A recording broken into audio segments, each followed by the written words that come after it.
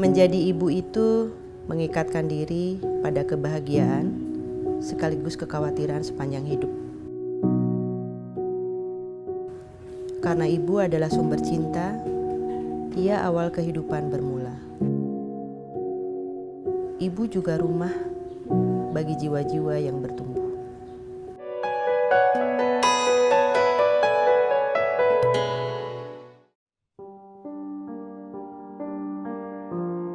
Saya Iis Risnawiyati Sulaiman. Saya ibu dari 3 anak, yang kebetulan salah satunya adalah anak cerebral palsy. Kegiatan saya sehari-hari sekarang ini full time mother. Artinya saya memang lebih banyak di rumah. Kalaupun ada pekerjaan itu saya memilih untuk mengerjakannya di rumah. Baru saya bisa bekerja. Saya tuh hamil Rana waktu usia saya 30 tahun. Kehamilannya sih biasa aja ya, artinya secara medis baik-baik aja. Dia juga lahir memang dengan sesar karena ada placenta pelvia waktu itu. Sampai usia 6 bulan, Rana semuanya normal, dia bisa mengikuti perkembangan dia sebagai bayi. Tapi pas usia 6 bulan setengah, itu dia kena radang otak atau ensefalitis. Gejala awalnya itu hanya demam, tapi kemudian panasnya tinggi banget sampai muncul kejang dan akhirnya masuk ICU, akhirnya koma. Akhirnya setelah itu ketika kesadaran muncul kondisinya sudah berbeda. Kondisinya berbeda dengan waktu Rana dilahirkan dan tumbuh kembang sampai usia 6,5 bulan itu. Semua badannya berubah menjadi spastik atau kaku. Jadi pokoknya semuanya kalau orang lain tega bilang itu kayak mayat hidup lah gitu loh. Dia hidup tapi sebetulnya secara fungsi hilang semuanya gitu loh. Tiba-tiba kami jadi keluarga yang berbeda lah ya, kegiatannya berbeda. Kalau orang lain mungkin kegiatannya pada saat tumbuh kembang usia balita itu kan pasti mengalaminya tuh kan sekolah, apa gitu, toddler dulu apa-apa. Ini saya enggak, saya lebih banyak bermain di rumah sakit, lebih banyak bermain di klinik tumbuh kembang anak, lebih banyak bergaul dengan terapis.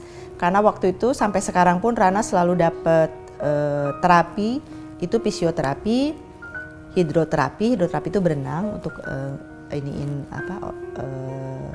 motoriknya, kemudian terapi wicara, kemudian okupasi terapi dan sensori integrasi. Itu semua dapat sehingga kegiatan saya memang hanya itu saja. Seisi rumah harus berubah, bukan cuma saya, tapi saya harus mengajak seisi rumah untuk bisa menyesuaikan. Memang berat, tetapi ternyata itu bukan tidak mungkin. Saya pelan-pelan memberi pengertian kepada anak yang paling besar, itu AA, bagaimana dia harus bisa turut menghandle Rana, minimal dia paham bahwa kondisi adiknya berbeda dengan anak-anak lain.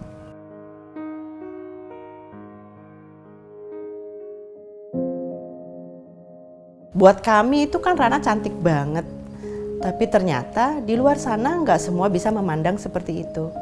Banyak sekali pengalaman buruk yang saya alamin. Orang-orang itu justru menolak Rana.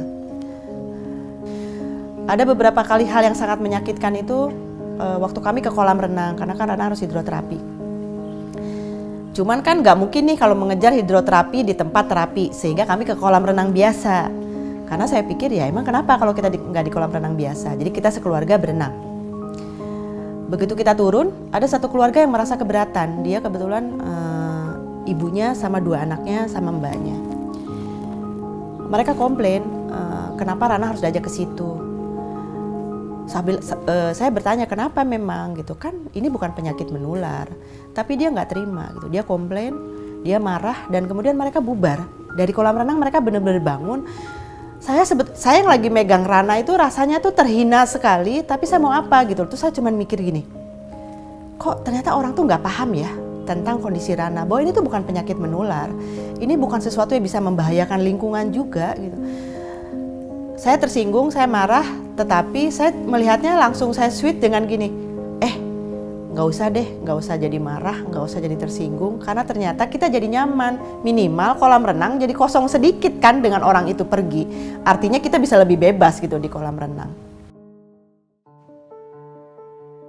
Rumah cerebral palsy itu Saya mendirikan itu bersama 10, kalau kurang lebih 10 teman awalnya di tahun 2012. Sekarang memang sudah berkembang menjadi 4.000-an member. Saya di kepengurusan itu sebagai dewan pembina atau pendiri dari komunitas itu. Rumah Cerebral Palsy itu buat saya sama Habibie kayak rumah kedua.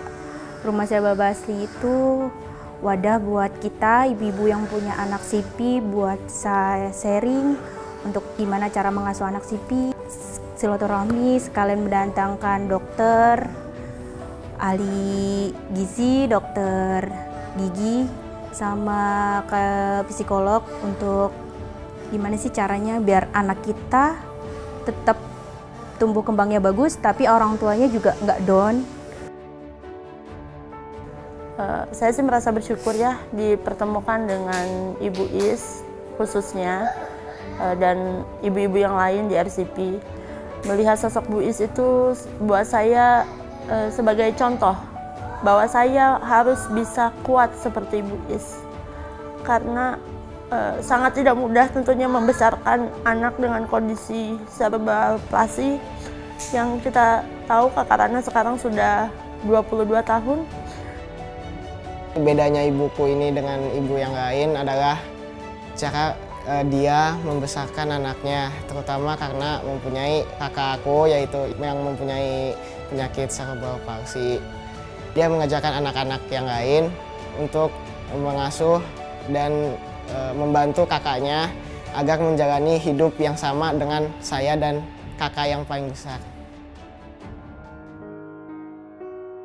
Sekarang ini usia Rana sudah 22 tahun. Hal-hal yang sering saya khawatirkan, sering menghantui sisi-sisi di dalam ini saya itu adalah kalau saya nggak ada duluan. Tapi saya juga takut juga loh kalau Rana nggak ada duluan gitu. Apalagi kalau misalnya sudah ada temennya Rana nih satu persatu kan ada aja ya yang pergi dipanggil sama Tuhan. Bahwa mereka memang sudah selesai hidupnya di dunia, mudah-mudahan mereka juga di surga. Tapi saya nggak yakin kalau kemudian itu terjadi pada saya akan kuat. Rasanya enggak gitu loh. Barangkali saya justru nggak pengen Rana itu diambil. Saya pengennya ya selama mungkin saya bisa memeluk dia.